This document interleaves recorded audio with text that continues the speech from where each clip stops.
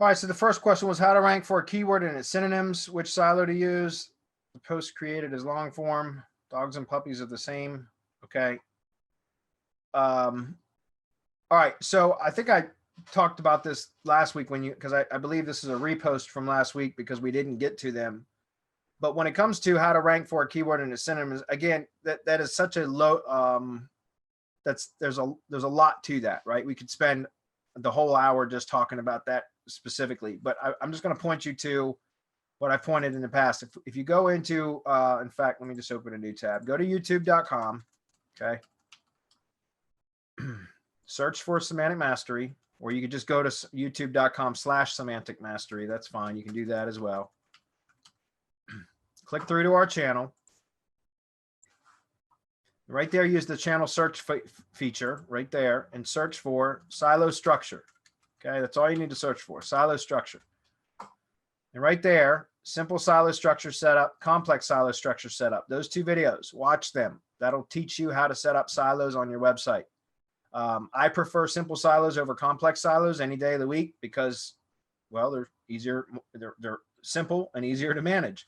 But there are times where it makes sense to have complex silo. So I would go through that as a kind of a foundation to answer your question, as far as how to rank a keyword and its synonyms, because that's what silo structures are all about. You take the broadest of terms and you put that at the top of the silo, and then you take all the longer tail versions and synonyms and such that are tightly within that particular keyword theme, and you use those as supporting articles. In other words, you optimize content that are supporting articles for those supporting keywords, and you place them within that particular silo. And then if you understand internal linking throughout the silo and how to do that correctly, then what happens is the entire keyword theme, the entire silo, the category, right?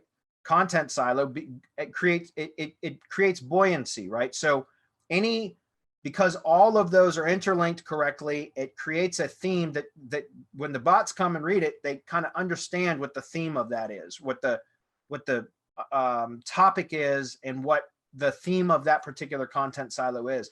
And it kind of helps all of the keywords within there, with also all of the content within that silo to start to rise up in the search engines, provided it was done correctly.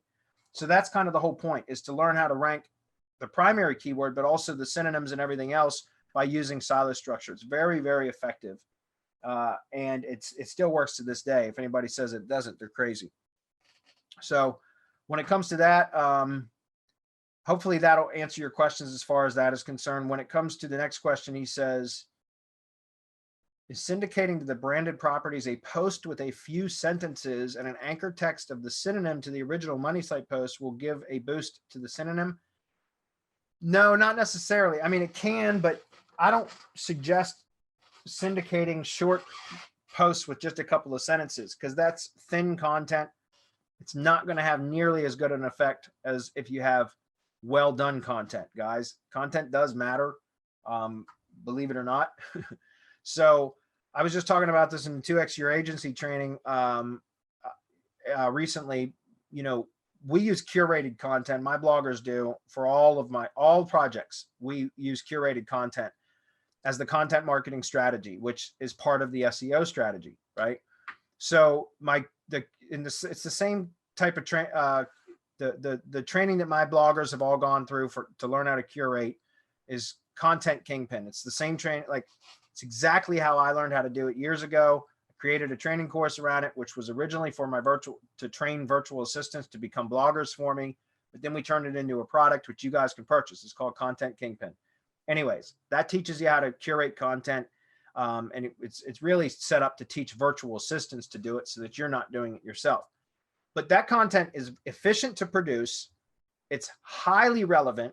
It creates co-citation because you're linking to related and relevant content sources, and you are able to gather, collect, and curate content from subject matter experts about whatever topic it is that you're blogging about. So the bloggers, you don't have to be a subject matter expert, and neither do your bloggers, to be able to produce high quality content about the subject, because all they're going to do, the method about curating content is learning how to collect, gather relevant content from high authority sites or from subject matter experts then organize it, and then create new blog posts where you're trying to convey an idea or a theme or a top, whatever you're trying to convey an idea, but you're using other people's content to support or argue against that idea, if that makes sense, depending on how you write the post.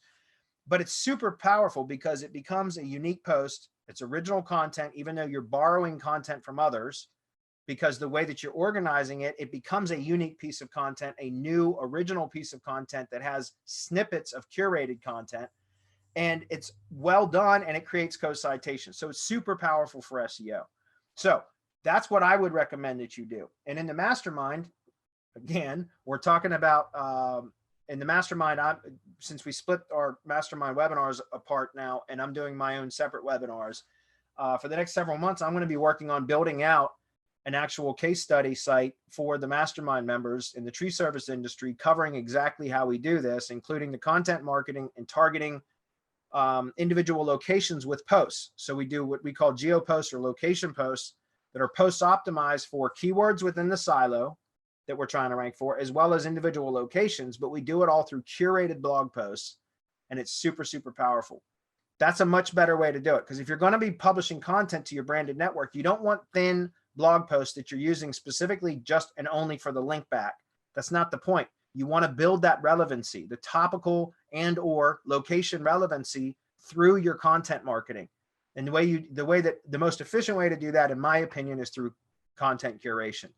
So now with that said, yes, by linking back from a well-written or well-curated piece of content that you're going to syndicate out to your branded network, then yeah, when you're linking back to the target pages on your site, right, the ones that you're trying to rank, you're using the blog to help rank those pages through the internal link of the blog post, then yeah, you want to vary your anchor text. You want to have diversity.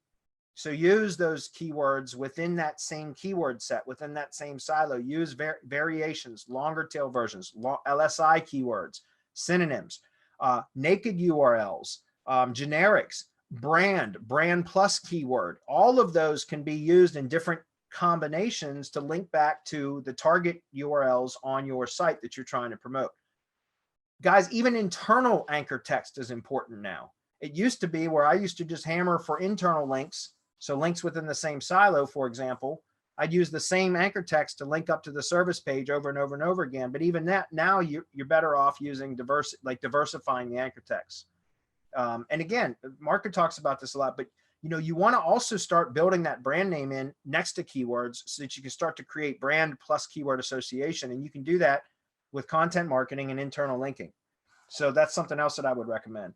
But yes, as far as to answer your question, I know that was long-winded, but I kind of wanted to, first of all, make sure that you understand that publishing really thin content posts just for the sake of the link isn't effective at all, right? It's just not helpful. So you're better off producing better quality content, less of it if needed, but it will be weighted heavier by Google. And for that, when you're linking back to the pages that you're trying to promote on the site, yes, use a variety of keywords and different anchor text types, as opposed to just always keywords, so that you can start to build a broader kind of picture of that keyword theme for Google, if that makes sense. You want to comment on that, anybody? Nope. Okay, moving on.